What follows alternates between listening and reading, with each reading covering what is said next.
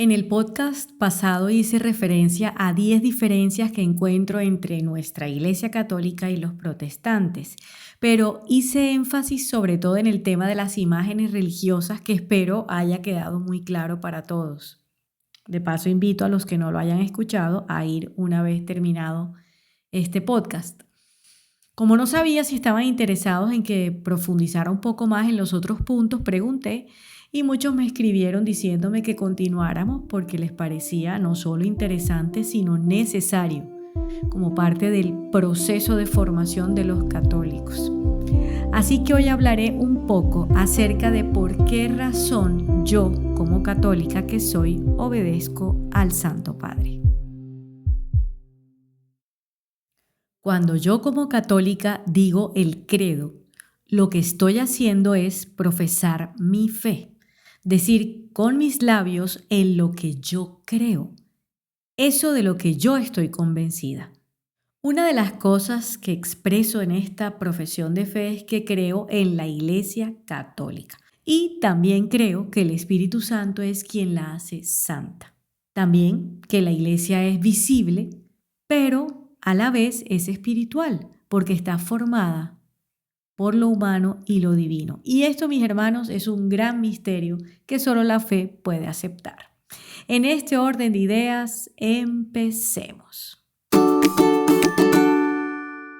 En el Evangelio de San Mateo encontramos que nuestro Señor Jesucristo le dijo a Simón: tú eres Pedro, Pedro significa piedra, y sobre esta piedra edificaré mi iglesia, y las puertas del infierno no prevalecerán contra ella. Además le dijo: a ti te daré las llaves del reino de los cielos, y todo lo que ates en la tierra será atado en los cielos, y todo lo que desates en la tierra será desatada en los cielos.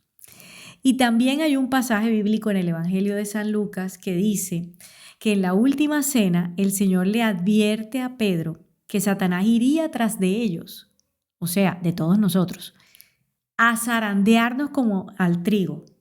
Y luego de afirmarle que está orando para que su fe no se caiga, le da la instrucción de que una vez convertido, confirmen la fe a sus hermanos. Tremenda misión. Queda claro entonces que el mismo Cristo, que es cabeza de la iglesia, decidió poner a Pedro al frente de su rebaño, de su iglesia. Esto no nos lo inventamos los católicos, lo dice la palabra de Dios en el Evangelio de San Juan, cuando el Señor resucitado se aparece a Pedro y después de que lo perdona, que lo había negado, le dice 3 veces que apaciente sus ovejas, que somos todos nosotros. Y es que, hermanos míos, no faltaba más que Jesús iba a volver al Padre dejándonos aquí abandonados a la deriva. ¿A quién puede ocurrírsele eso? De hecho, uno de mis pasajes bíblicos favoritos es el del Evangelio de San Mateo, en donde el Señor, antes de ascender, envía a todos los apóstoles, los discípulos, a instruir a todas las naciones, a bautizarlos en el nombre del Padre y del Hijo y del Espíritu Santo, a enseñarles y a observar las cosas que Él había mandado. Y además hace una promesa, y es que Él estará siempre con nosotros hasta el fin de los tiempos. No, esto para mí es lo más hermoso y personalmente yo me aferro a esa promesa casi que a diario, pero sobre todo cuando las cosas en mi vida se medio complican. Así que el mismo Cristo, siendo cabeza de la iglesia y teniendo que partir para cumplir la voluntad del Padre, decidió nombrar a Pedro como jefe de la iglesia y darle poder. O sea que desde entonces estableció una jerarquía.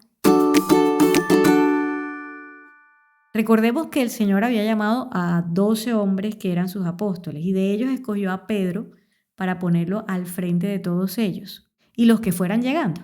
O sea, lo nombró pastor de todo el rebaño. Esto pasó en los cimientos de la Iglesia Católica. Pedro, por voluntad divina, estableció su casa, su residencia en Roma, su sede.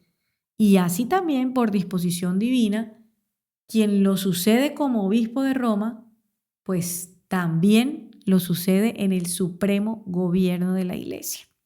Entonces, con el tiempo, Al morir Pedro, el Espíritu Santo escogió a quien lo reemplazaría como jefe de la iglesia y luego a otro y luego a otro, hasta que hoy tenemos al Papa Francisco, cuyo nombre de pila es Jorge Mario Bergoglio. El Santo Padre es el vicario de Cristo. Viene del latín vices agere, que significa hacer las veces. Y hace las veces porque es la cabeza visible de la iglesia, que rige con la misma autoridad de Cristo, que es la cabeza invisible de la iglesia. Además, porque lo representa en el gobierno de la iglesia. ¿Cómo no voy a amar y a obedecer a quien representa a Cristo Jesús aquí en la tierra? ¿Que es pecador como el resto de los mortales? Pues claro, Pedro también lo fue. Y sin embargo, muy a pesar de su querer por saberse tan pecador, Jesús lo escogió y lo ungió para que lo fuera. De hecho, escúchame bien, en la jerarquía del amor y de la autoridad, después de Dios Trino y Uno, sigue la Santísima Virgen María y después de ella sigue el Santo Padre. ¿Cómo te parece? Hablemos un poco de la misión del Papa. Recordemos que las ciudades antiguas estaban rodeadas de murallas y el hecho de entregar las llaves que daban acceso a las murallas significaba dar poder sobre la ciudad. Por eso, en el momento en que Jesús decide darle las llaves a Pedro, está dándole todo el poder sobre su iglesia.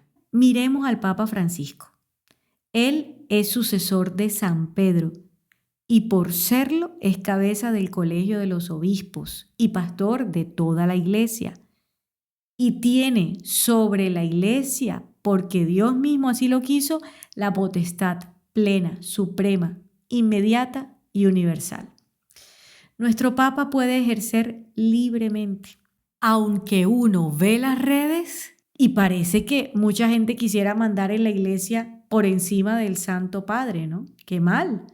Lo critican por absolutamente todo. Tergiversan sus palabras, las sacan de contexto en las que fueron dichas o escritas. Se les olvida que su misión es hacer que la iglesia no se identifique jamás con una sola nación, con una sola cultura, con un solo estado, sino que la iglesia siempre sea de todos. Lo dijo hace poco. Y también lo han criticado por eso, no entiendo. De todos, todos, todos. El Papa debe reunir a la humanidad por encima de todas las fronteras y en medio de las divisiones de este mundo debe hacer presente la paz de Dios, la fuerza reconciliadora de su amor. Esa es la misión del Papa. Al Papa lo llamamos sumo pontífice y algunas personas nos critican porque lo llamamos así. Yo creo que esas personas no entienden que sumo pontífice significa sumo sacerdote y que le decimos así porque tiene en su poder todos los poderes espirituales con que Cristo enriqueció a su iglesia. También llamamos al Papa su santidad. Y muchos dicen que cómo así, que si acaso es que alguien que todavía anda en este mundo puede ser declarado santo. Oigan, resulta que nosotros lo llamamos su santidad, no porque lo consideremos santo ni perfecto, y mucho menos porque Él se crea perfecto y nos haga llamarlo así, nada que ver. Le decimos su santidad porque simplemente es un título honorífico. No indica que sea realmente santo. Si fuese así, todos los papas hubiesen sido declarados santos al momento de morir. Y no ha sido así. La santidad que depositamos en el Papa, los católicos, se refiere más bien al cargo que representa como vicario de Cristo, no a él como persona humana. Cuando le decimos su santidad, estamos reconociendo la santidad de Jesús al que él representa y del Espíritu Santo que protege su ministerio.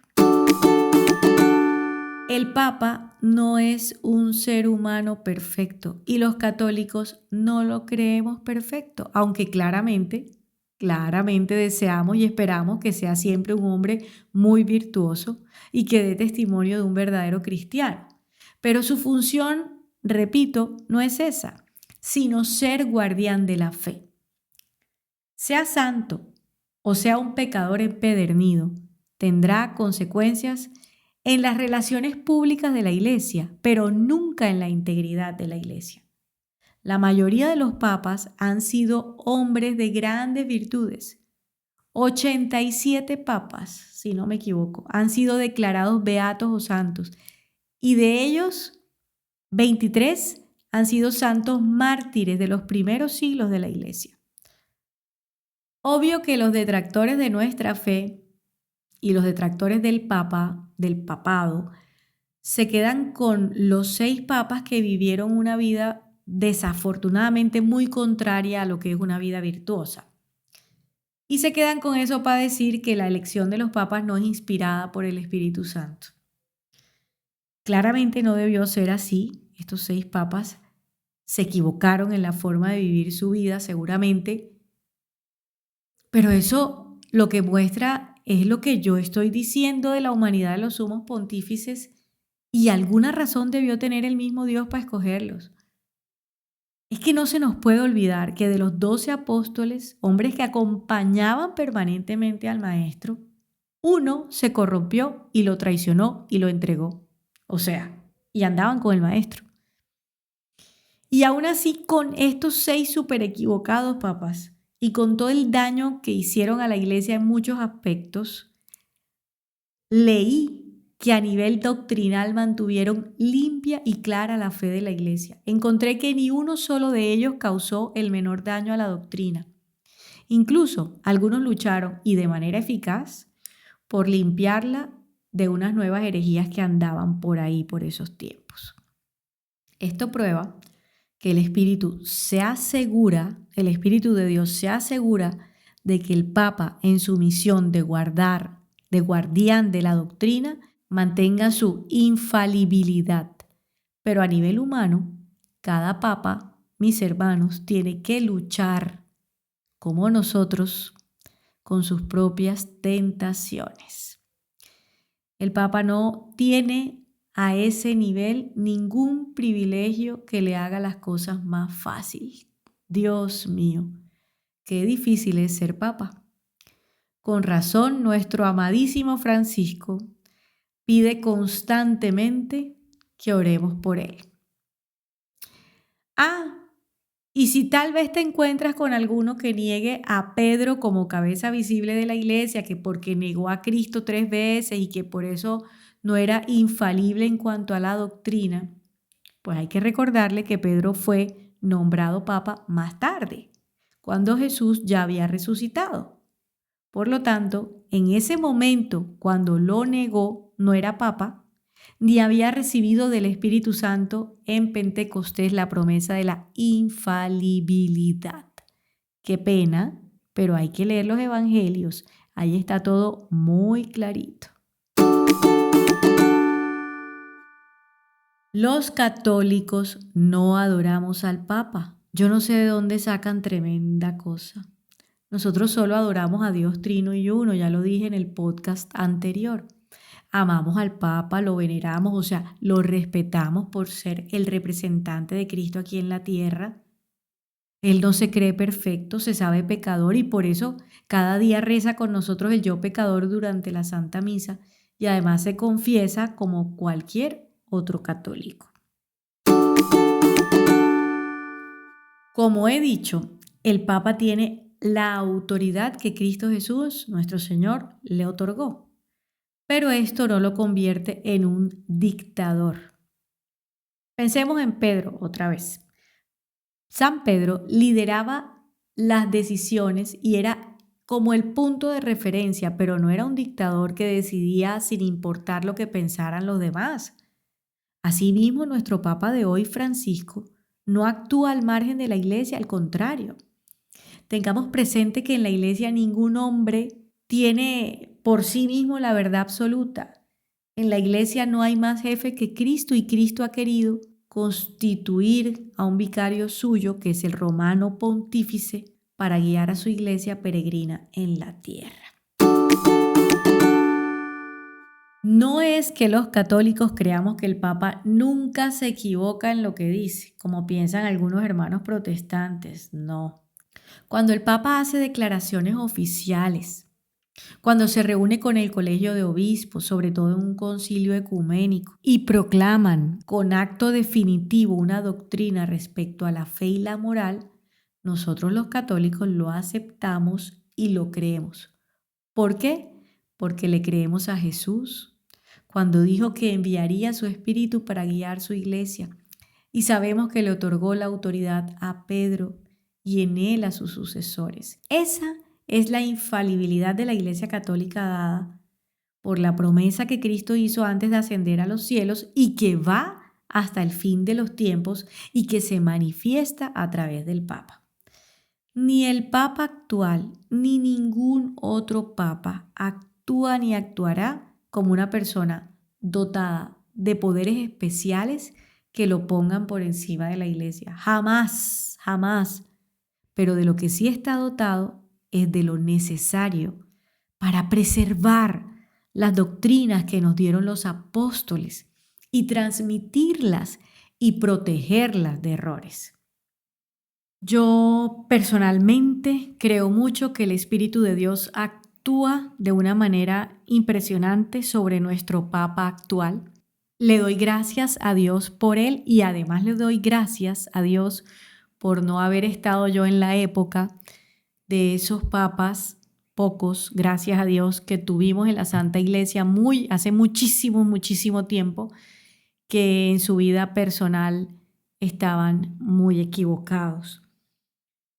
Mi invitación es para que no nos dejemos confundir, no permitamos que las falsas noticias llenen nuestra cabeza de ideas falsas que no son. Más bien oremos por el Santo Padre, pidámosle a Dios que lo siga ungiendo, que le siga dando la fortaleza que él necesita, porque sí que la necesita.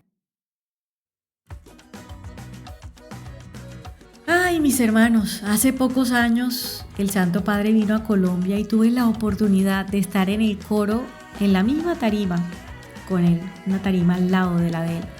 Y fue un regalo del cielo. Lo que se experimentó en ese lugar fue muy hermoso. El Espíritu Santo soplaba en pleno. Los del coro coincidimos en pensar que incluso los ángeles nos asistieron con sus voces, porque la mayoría no éramos músicos profesionales sino aficionados, y eso se escuchó como en ningún ensayo se había escuchado. Majestuoso. El Papa se veía cansado por el viaje, pero su homilía fue impecable y ese día tuvimos la gracia de 2 nuevos santos en la iglesia. Un espectáculo, un gran regalo de Dios. La iglesia triunfante en pleno. Estuve después de eso soñando con el Papa casi que a diario por al menos 2 meses. Y siempre me pedía que orara por él en los sueños. Y es que él carga sobre sus hombros un peso muy grande, muy grande. Yo amo y obedezco al Papa porque tengo fe y creo que representa a Cristo. Y te invito a que tú, que profesas la fe católica, empieces a conocer más a tu pastor, que está siendo tan atacado por redes y por todas partes. Síguelo en las páginas serias, las que no tergiversen lo que dice. Lee las encíclicas y los demás documentos que publica. Recibamos con amor y con humildad lo que el Papa dice. Mis hermanos, y oremos por él, que él está entregando su vida por nosotros, por este rebaño que le fue encomendado.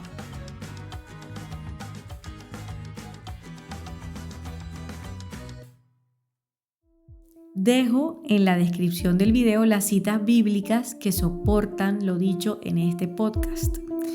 Y aquí en la pantalla final el link para que reces ojalá hoy mismo la coronilla por los sacerdotes religiosos y consagrados. Y ores por nuestro Papa Francisco. Bendiciones.